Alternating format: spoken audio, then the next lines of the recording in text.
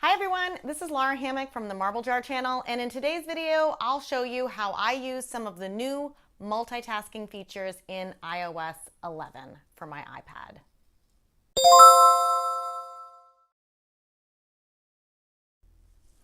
So I just downloaded iOS 11 and wasted a couple of hours one morning totally geeking out and figuring out all of the new features.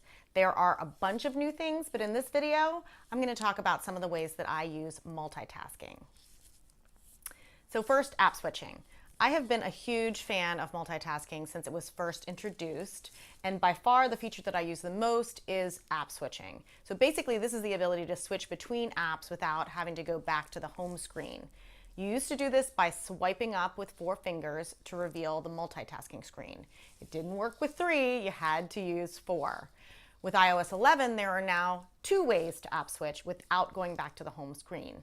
You can do a small swipe from the bottom, which reveals the dock. So I found this to be a little harder to do when the keyboard was displayed.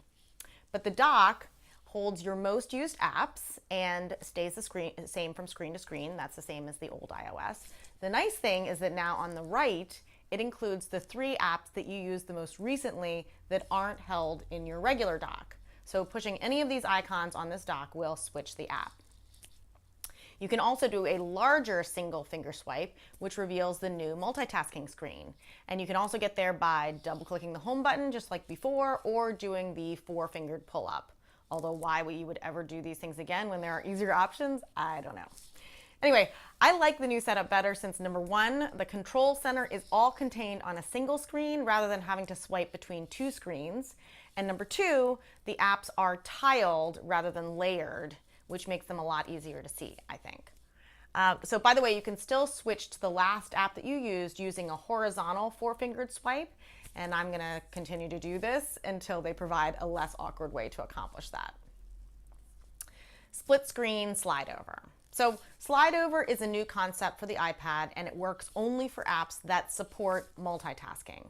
So first you have to do a small swipe to reveal the dock, and then instead of tapping an icon, you drag it to the right side of the screen. So now it is hovering on the screen, but it has full functionality. In other words, you can type into that small screen while it's hovering. So I'm just getting used to this new feature, so the verdict is still a little bit out for me. It bothers me a little bit that it blocks an area of the main screen. But the good news is you can move it from the right side to the left side by using the little handle on top, or you can move it all the way off the screen entirely and then get it back by swiping in from the right. If it doesn't work the first time, it usually reveals a little handle that you can use to swipe it back onto the screen. So here are some of the ways that I use this.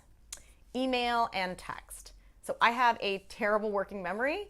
So anytime I need to transfer something to email, particularly numbers, I'd much rather use the copy function, but that isn't always possible. So then I just pull it up so that I don't have to switch back and forth between apps while I'm transposing.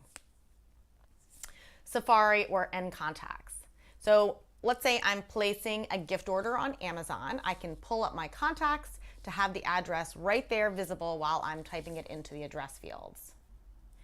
Notability Evernote. When I'm filling out a permission form for one of my kids in Notability, I can pull up Evernote and just fill in the insurance information while it's right there on the screen. Peapod AnyList. When I'm placing a grocery order through Peapod, I can have my AnyList shopping list right there rather than switching between screens.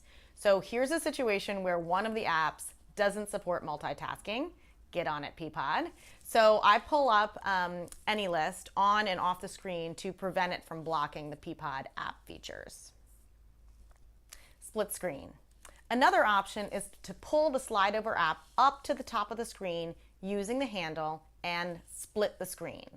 So you can only do this if the main app supports it. And you'll know if it doesn't, since it just won't pull up. Also, if you try to slide up an app that doesn't support this, it'll just switch entirely to that new app. This isn't new, but it is new that you can now decide how big the app window should be. A quarter on the right, half and half, or a quarter on the left. The benefit is that none of the main app is covered up, but each of the apps gets a smaller screen. So here are some of the ways that I use split screen. Email and Google Calendar. So when I get an email with all the field hockey tournament games for the weekend and I need to put them in the calendar, I don't have to switch back and forth between screens or remember scads of information like field name, game time, or color of jersey. Safari Evernote. When I'm doing web research and I'm taking notes in Evernote or in Google Keep, that's only if I'm doing handwritten notes. Safari Google Sheets. When I'm doing my monthly financial reporting, I can have both mint.com open and Google Sheets to transpose the information. And Photos email. When I'm emailing someone, I can now just drag and drop photos onto the email from the split screen. This is just one of many drag and drop functions that has been added with this new release. Safari split screen. So the last thing I'll share with you is that I use all the time is split screen in Safari. There might be some other apps that support this, but Safari is the only one that I know about.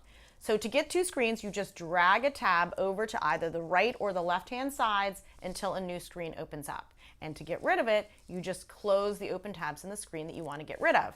There are lots of uses for this as well, but here's just one of mine. When I'm considering watching a movie with my kids, I will look up the movie rating on RottenTomatoes.com on one side and the recommended age on commonsensemedia.org on the other. So that's it. Let me know what you think. Comments are always appreciated, and thanks for watching.